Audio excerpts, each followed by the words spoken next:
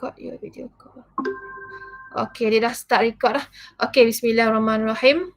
Okey, untuk hari ini cikgu akan terangkan. Okey, adik dah join. Cikgu akan terangkan bab 3 folio kita hari ini. Okey. So, cikgu nak tunjukkan dekat kamu untuk kita sama-sama tengok sekali lagi apa dia bab 3. Okey, cikgu nak share. Boleh nak cikgu share?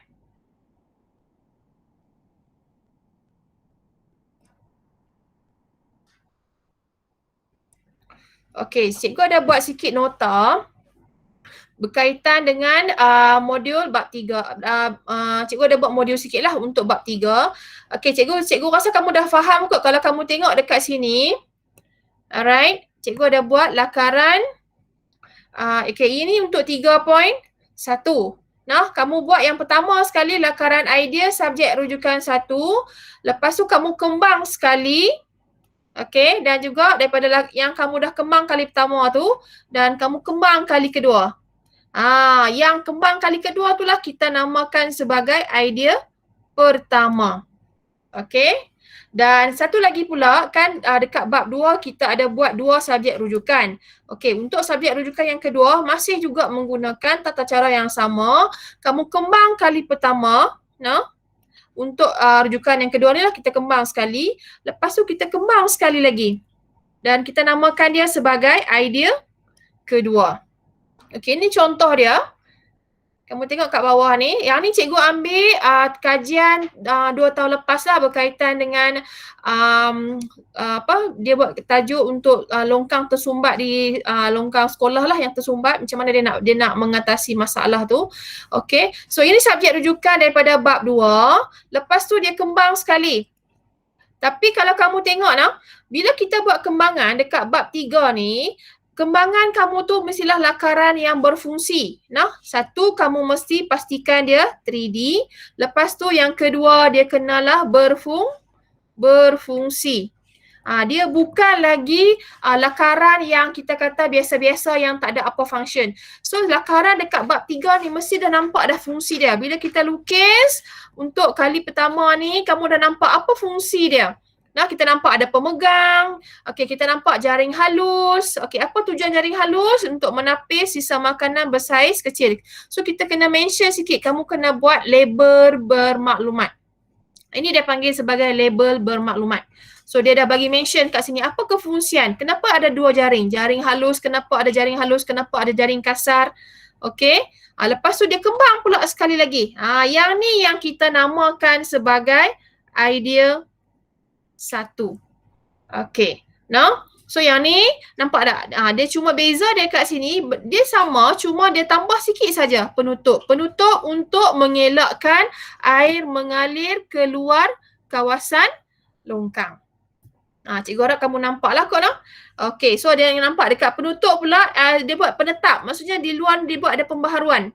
Daripada yang satu ni untuk kembangan pertama dengan kembangan kedua ada beza dia. Mungkin bentuk sama kamu tengok, tapi dekat bahagian penutup atas ni dia tambah.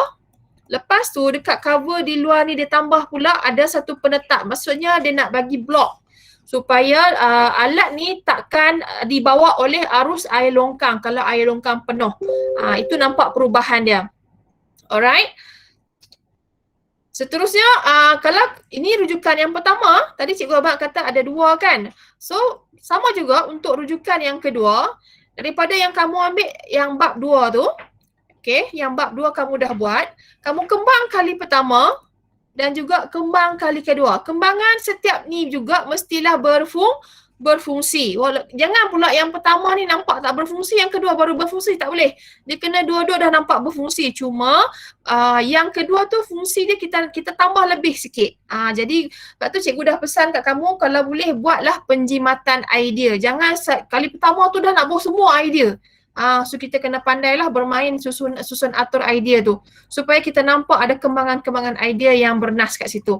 Nah, kalau kamu tengok kat sini apa yang beza antara pertama dengan kedua ni pula? Dia ada jaring sama, cuma dia letak penutup dekat bahagian antara 2 jaring. Nah, jaring A, jaring kasar dan juga jaring halus. Lepas tu dia bawa jaring tu letak kat depan. Yang ni di belakang. Yang ni dia letak pula dekat Depan dia ubah sikit. Nampak ada perubahan lah. Lepas tu kat sini cikgu suka tekankan kalau boleh buatlah label.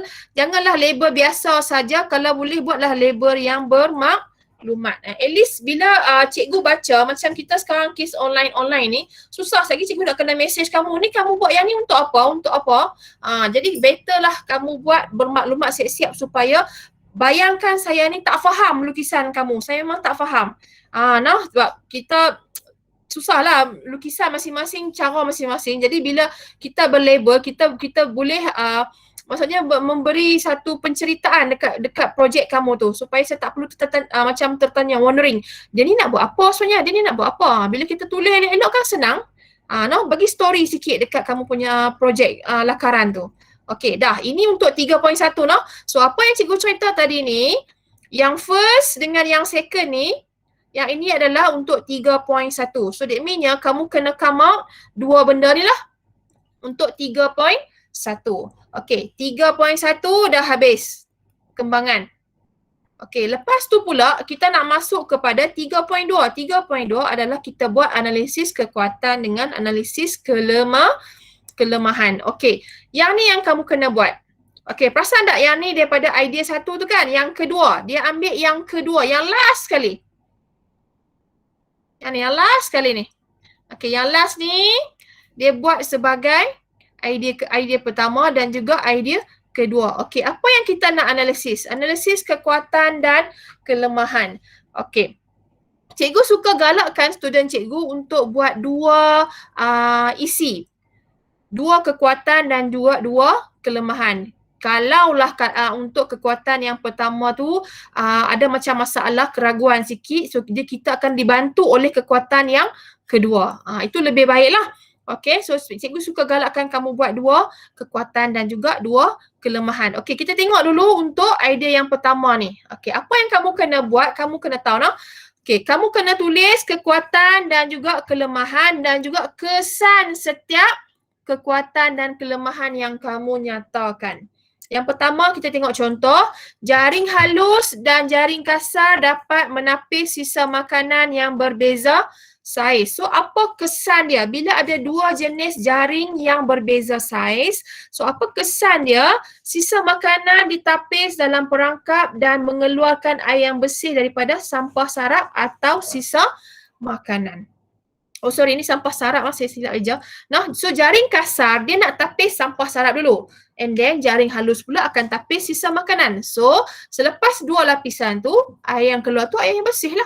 Bukan maksudnya air yang bersih tu boleh minum, tak. Air longkang yang bersih daripada sampah sarap dan juga sisa makanan. Itu yang kita nak sebab dua-dua benda tu lah yang menyebabkan longkang tersumbat. Jadi dia akan menyelesaikan masalah lah. Okey. Yang kedua pula dia kata penetap pada permukaan produk dapat meningkatkan daya geseran. Okey nah, ni penetap ni.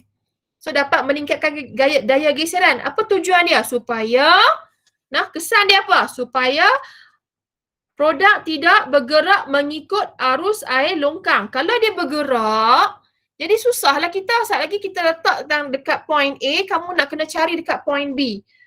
Lepas tu pula, dia akan jadi sumbat lagi. Macam dia dah terbawa-bawa, kita jadi susah balik. Kalau longkang tu bentuk L shape, dia terberhentilah. Kalau longkang tu panjang, jenuh lah kita nak pergi cari. Okay. Okay, so yang itulah setiap item, setiap isi kekuatan mesti ada kesan. Ada kekuatan, ada kesan. Samalah juga dengan kelemahan. Okey, kelemahan cikgu buka lain sikit. Okey, kelemahan contoh dia jaring mudah berkarat. Ini dia isu dia dari segi bahan lah. Dia kata jaring tu mudah berkarat kerana direndam dalam air dalam jangka masa yang lama. Of course lah alat ni mesti kita letak dalam air dalam jangka masa yang lama. So kesan dia jaring suka diganti. Dia buat kat sini dia kata jaring ni kita pasang permanent. So bila kita pasang permanent dia suka nak ganti. So lama kelamaan dia akan menyebabkan jaring berkarat dan rosak. So alat ni tak boleh pakai dah lah. Okey, yang kedua pula luas penapis minyak yang dipasang adalah kecil. Maksudnya penapis minyak dia pasang kat dalam ni. adalah somewhere kat dalam ni, dia pasang sikit saja. So bila sikit, dia untuk menampung kuantiti bahan buangan berminyak yang banyak, dia tak mampulah. Sebab alat ni kita letak dekat kantin. Jadi kalaulah penapis minyak tu sikit, lama-lama dia tak boleh pakai lama lah. Maksudnya letak dalam masa sehari pun dah sumbat dah. Sebab mungkin daripada kantin, bahan buangan berminyak daripada kantin tu banyak. Jadi tak praktikal lah alat ni. Jadi kita kena kesan dia, kita akan menyebabkan dia perlu kerap menukar alat penapis minyak ataupun dia kena cuci. Okey.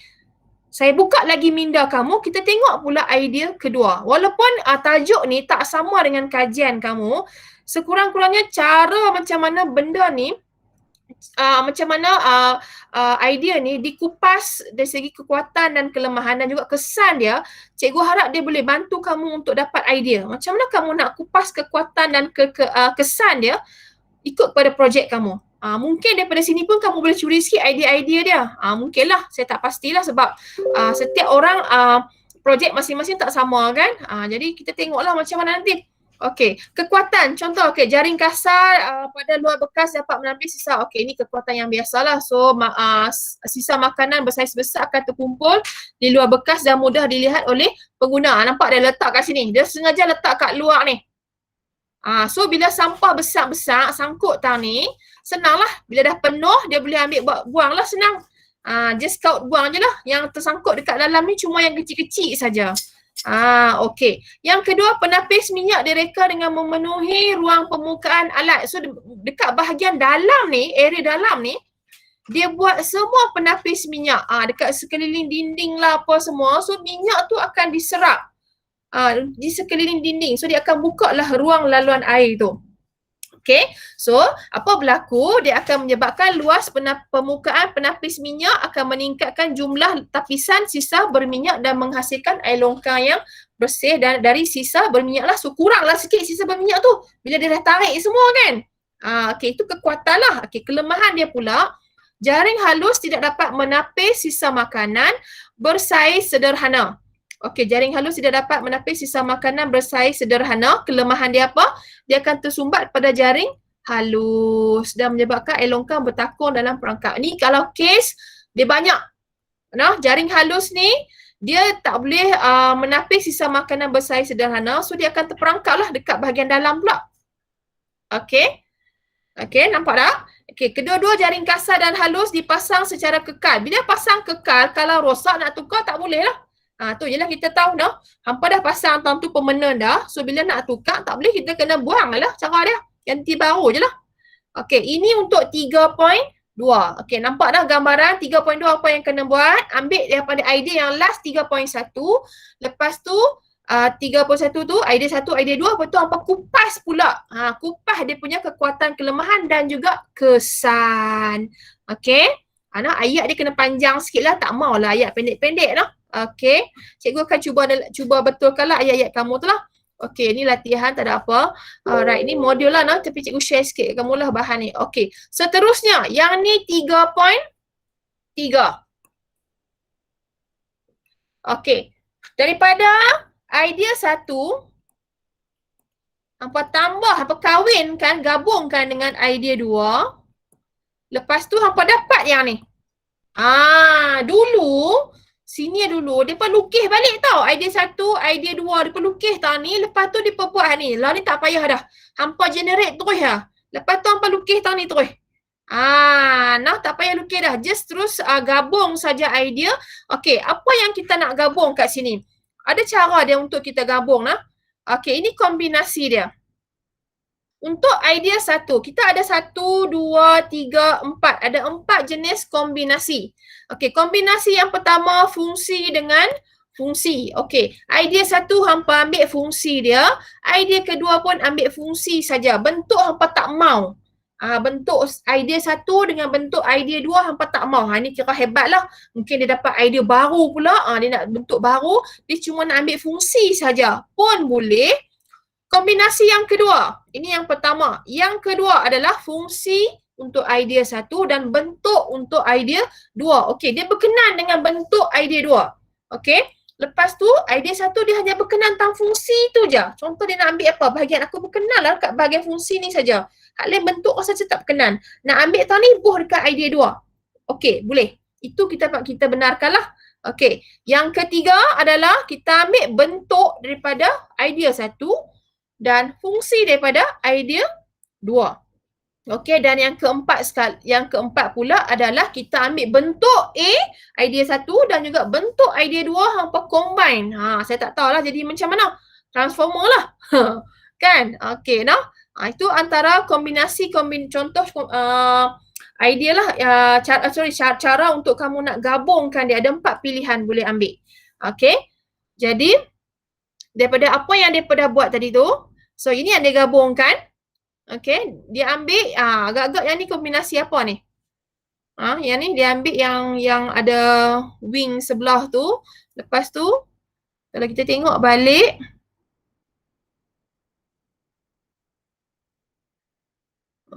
saya ada padam contiang teruk lah. Okey, saya rasa dia ambil bentuk idea satu dan juga dia ambil fungsi idea dua. So kombinasi dia adalah kombinasi bentuk dan fungsi. Bentuk idea satu dan juga fungsi idea dua. Lepas tu daripada situ dia kena kembang sekali lagi. Okey, kembangan yang kali kedua. Yang inilah projek kamu. Okey, yang inilah projek kamu.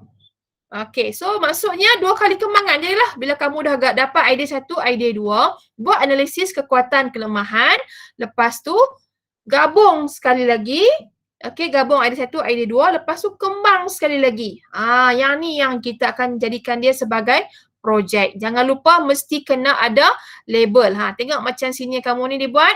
Saya kata kurang-kurangnya 3 kan untuk satu idea, satu lakaran mesti ada 3 label. Tapi tengok dia label berapa? 1, 2, 3, 4, 5. Yang ni 5. Ada banyak lah. So better buat macam ni. Bayangkan cikgu ni tak reti lukisan, nampak? Saya bukan Tok Bomo nak faham lukisan hampa. Jadi hampa kena buat bagi elok lah. Lukis tak elok pun tak apa, at least kena label. Janganlah tunggu saya duk minta tolonglah label, saya tak faham. Kesianlah kat saya. Okey. Okey, seterusnya dah habis yang ni. Apa yang kita kena buat? Yang ini adalah 3.4. 3.4 ni lah yang selalu digeruni oleh student lah. Okey, sebab nak kena buat karangan sikit. 3.4 ni. Kalau kamu tak buat hak ni bagi elok, kamu tak layak dapat markah full. Untuk bab 3, markah full 8. 8. Okey, jadi dekat sini kamu kena menyatakan sama ada kaedah ataupun sistem. Dalam case projek ni, dia tak ada sistem lah. Dia hanya ada kaedah kaedah menapis. Sebab tu dia tulis tu kaedah menapis. Tak semua projek ada sistem. Sistem tu macam sistem mekanikal, sistem elektrik, elektronik. So sistem apa? Sistem gear, sistem tuas. Kan kita dah belajar kan sistem kan. Jadi, paling senang adalah student lebih suka guna kaedah. So kaedah dari sini adalah kaedah menapis lah sebab dia ada penapis. Penapis dipasang tujuan dia untuk menapis. So kaedah dia kaedah menapis lah. Okey. So ada banyak tapisan, besar ke, halus ke, semua penapis minyak, semua menapis. Dengan 3 bentuk penapis, untuk menapis sisa makanan berbeza saiz serta penapis minyak pada hujung alat. Okey, fungsi operasi. Untuk fungsi operasi, kamu kena tekankan penerangan fungsi operasi.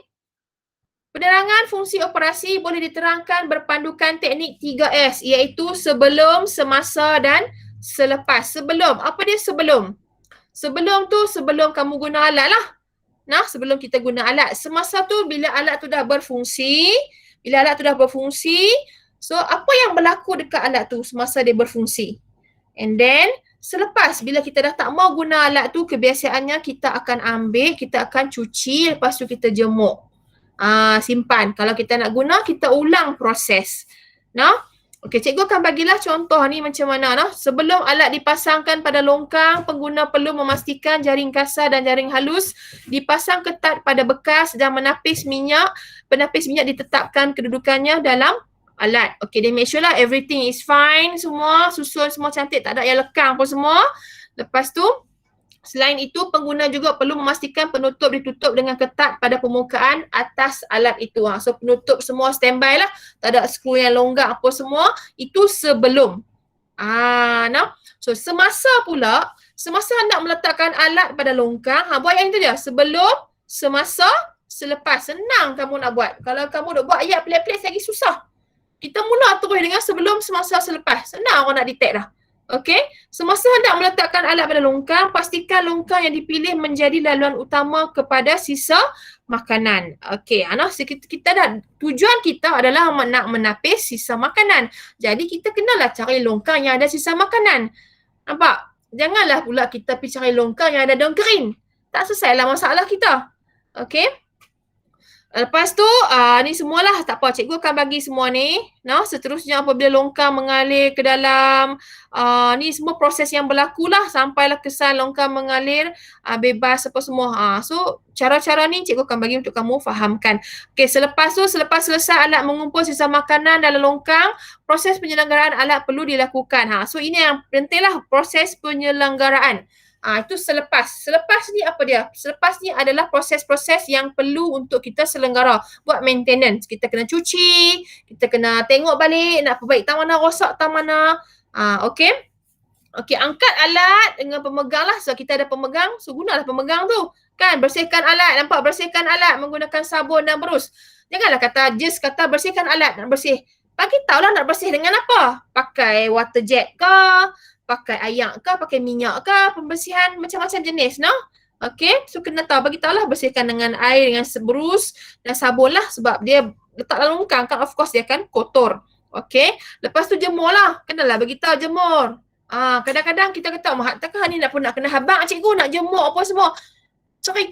Kena cerita semua tu.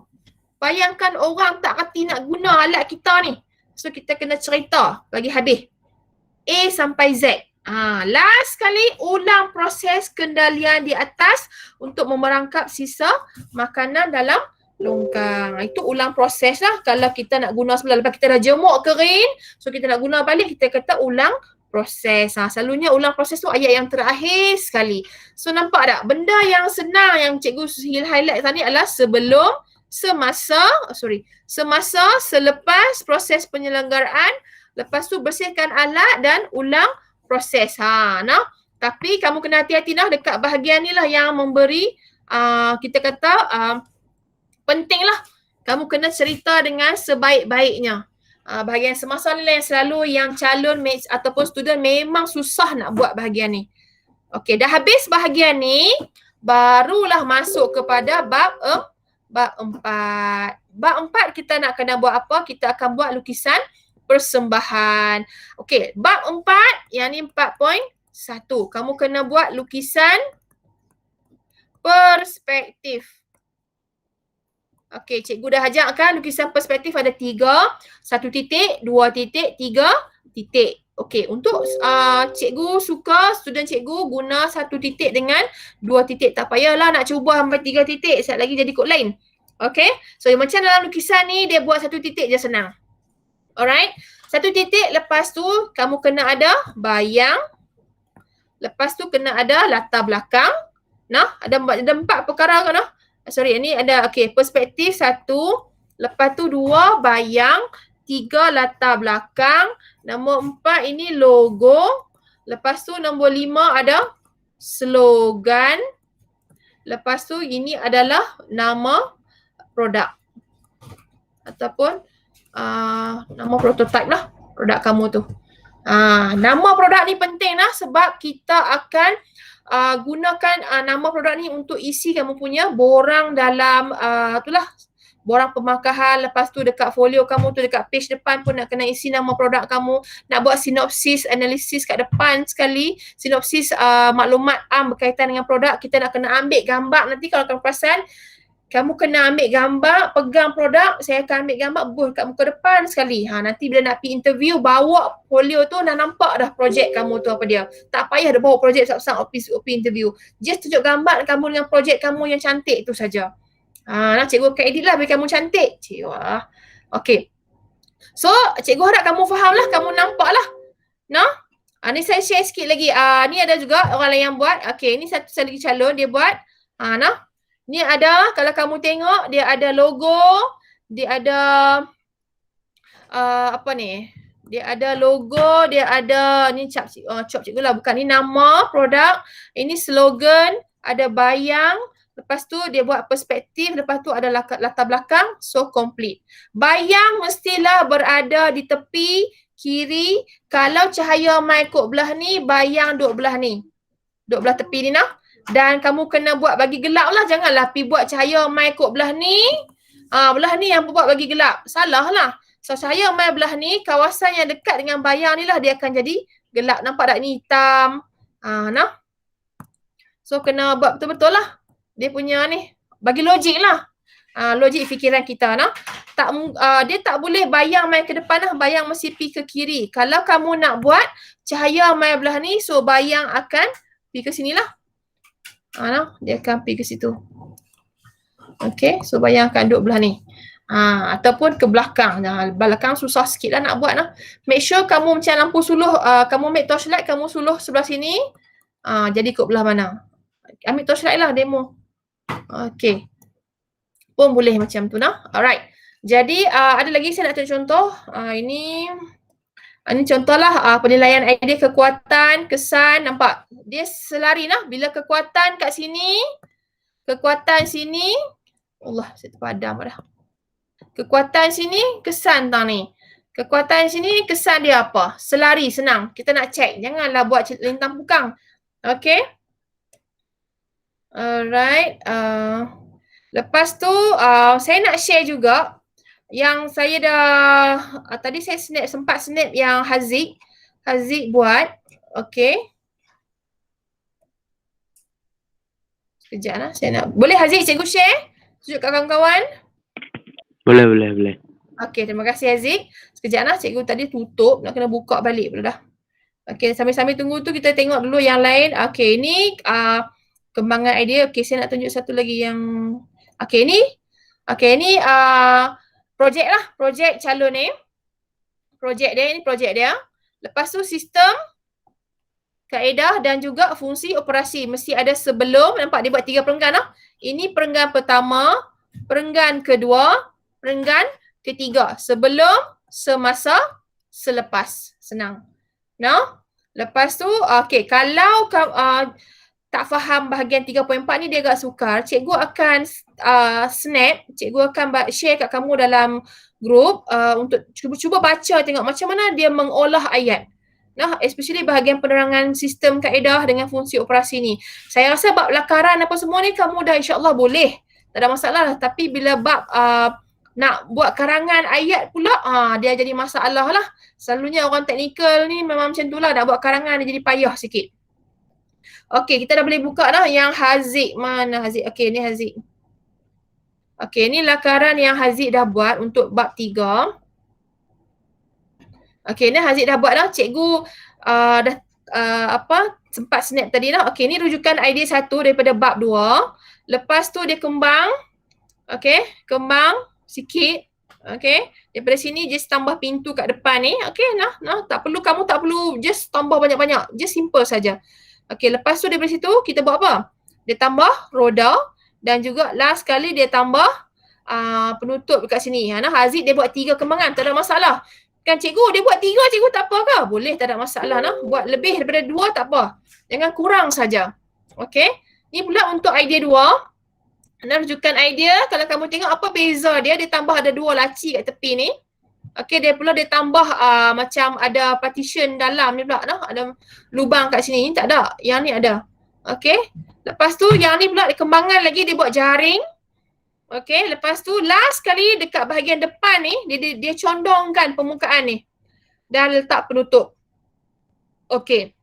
So, cikgu ada pesan dekat Aziz, ambil yang bahagian yang last ni untuk idea 1 dan juga yang last kali yang ni untuk idea 2, buat analisis kekuatan dan analisis kelemahan. Lepas tu gabungkan kedua-dua idea ni. Ikutlah nak ambil yang mana, fungsi-fungsi ke fungsi bentuk fungsi ataupun bentuk-bentuk untuk dapatkan sintesis idea untuk kita buat yang 3.3.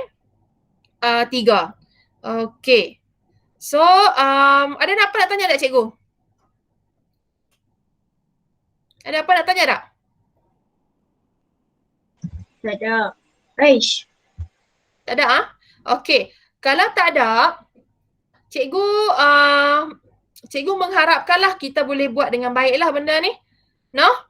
Dan kita buat dengan cepatlah. No? Boleh? Boleh? Boleh. Okey. So kalau tak ada apa dah pukul 10.30, cikgu penerangan cikgu agak laju ke? Dah kot no? Tak. Dah kan? Okey. So faham kan? Faham kan? Kalau tak faham, boleh tanya sekarang. Ada yang tak faham?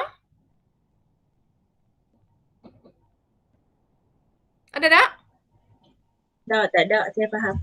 Faham ya? Okey. So kalau tak ada apa-apa, cikgu rasa itu saja untuk kita malam ni. Dan tolong saat lagi boleh PM cikgu no. Apa-apa tolong PM cikgu saat lagi. Kita akan terus, cikgu akan go through sendiri-sendirilah. Kalau nak dalam grup mungkin susah nak kontrol. Jadi kamu sendiri kena aktif, proaktif. PM cikgu lah kena buat dengan cepat no. Kalau tak, cikgu tak boleh bantu lah. Itu je yang cikgu harapkan. Okey? Boleh nak? Boleh. Okey. So terima kasih. Okey. So terima kasih. Jumpa lagi. Itu saja untuk malam ni. Baik. Assalamualaikum. Terima kasih cikgu. Sama. Terima kasih cikgu. Sama.